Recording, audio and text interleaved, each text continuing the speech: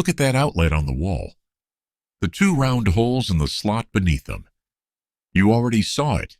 A face. You couldn't help it. That's the thing. You didn't choose to see it. Your brain did it for you, faster than thought, faster than language, faster than any conscious decision you've ever made.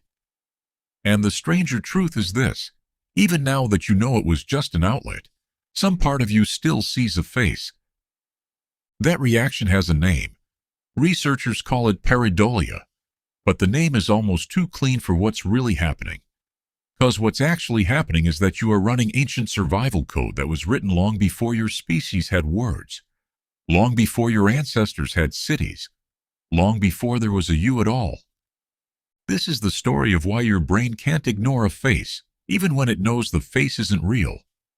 Let's go back, way back.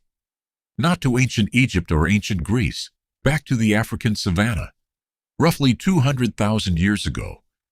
Your ancestor is standing in tall grass. The light is fading. The wind moves the leaves. And then, somewhere in the blur of shadow and motion, two small dark shapes appear side by side. They could be berries on a branch. They could be knots in the bark. Or they could be eyes. Your ancestor doesn't stop to think about it. They don't run a cost-benefit analysis. Their brain fires one signal: face, possible threat, and their body moves. Heart rate up. Pupils wide, legs ready. Most of the time, it was nothing: a branch, a shadow, the wind. But sometimes it was a leopard. And here's the arithmetic that shaped your brain. The ancestor who saw faces everywhere, in shadows, in leaves, in the patterns on rock walls. The one who was wrong 9 times out of 10. That ancestor survived. Because the 10th time wasn't a shadow. The 10th time had teeth. The ancestor who paused, who waited for more information, who needed to be certain before reacting. That ancestor didn't always get a second chance. Natural selection didn't optimize for accuracy, it optimized for speed.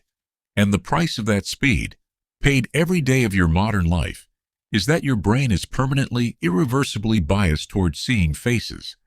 This is what researchers call the hyperactive agency detection device. Anthropologist Pascal Boyer introduced this framework to explain why humans instinctively perceive intention and agency, and especially faces, in places where none exist. Boyer argued this isn't a flaw in human cognition. It's the expected output of a brain shaped by asymmetric risk. The cost of missing a real face is death. The cost of imagining a fake face is a few seconds of wasted attention. The brain made a choice across millions of years of selection, and that choice is locked into the architecture of your skull right now. But here's where it gets strange. Your brain doesn't just have a general preference for patterns.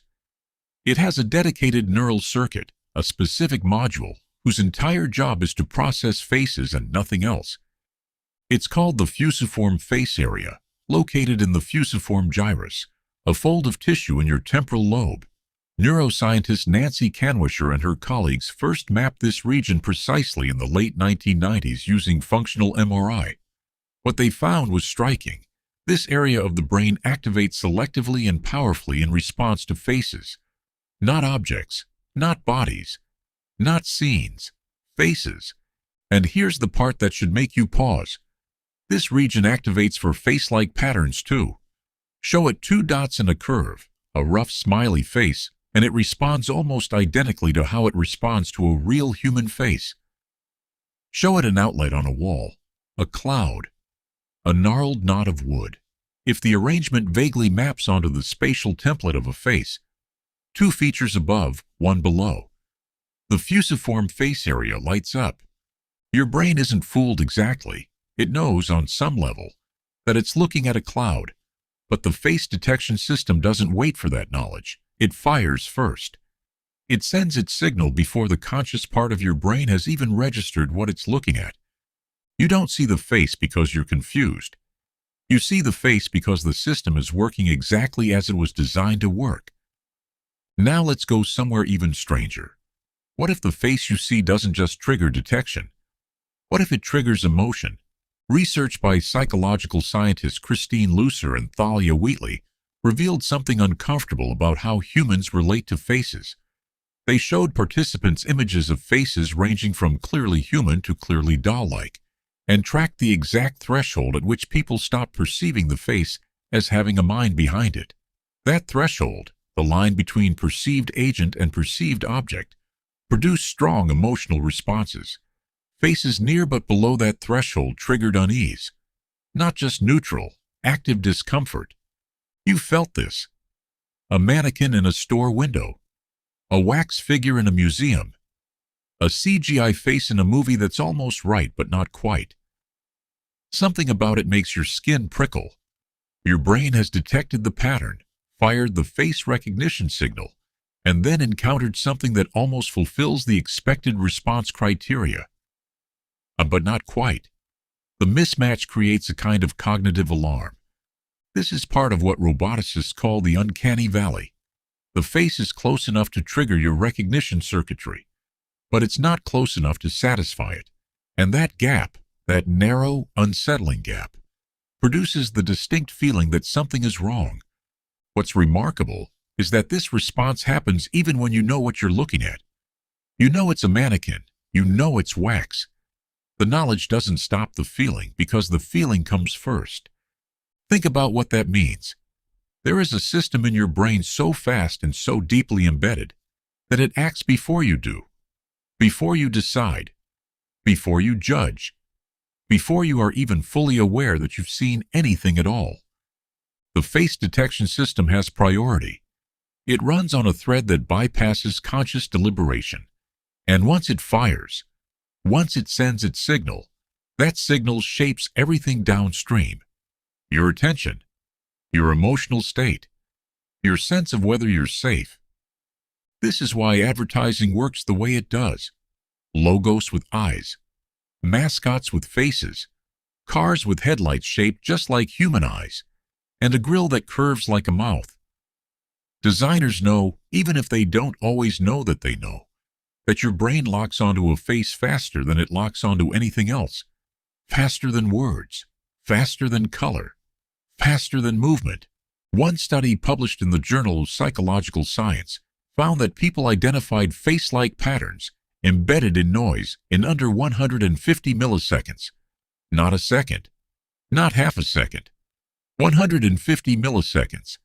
That's less time than it takes to blink. This is what you carry. Not just a brain that looks for faces. A brain with a dedicated, high-speed, always-on early warning system that was calibrated in a world full of predators and has never been updated for a world full of outlets. And here's the twist. This system doesn't just protect you, it connects you. The same architecture that fires at a shadow in the grass, the same circuitry that makes you see a face in a cloud, is the architecture that lets you read a stranger's grief in a millisecond glance.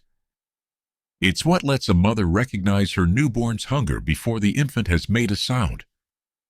It's what allows two people across a table, across a language barrier, across every cultural difference, to look at each other and know, that is a mind. That is someone like me. The face detection system is ancient fear, but it is also the root of ancient empathy. Psychologist Paul Ekman spent decades documenting something extraordinary, that certain basic facial expressions of emotion are universally recognized across cultures that have had zero contact with each other. Fear looks like fear in New York and in isolated Papua New Guinea. Disgust looks like disgust on every face your brain has ever been designed to read. The system doesn't just find faces, it reads them. It extracts meaning from the arrangement of features with a speed and precision that no technology has yet fully replicated. Your brain is doing this right now, looking for faces in the space around you, processing the faces of anyone near you, pulling emotional data, calibrating trust, reading safety, all without asking your permission. You won't decide to do any of that. It will simply be done.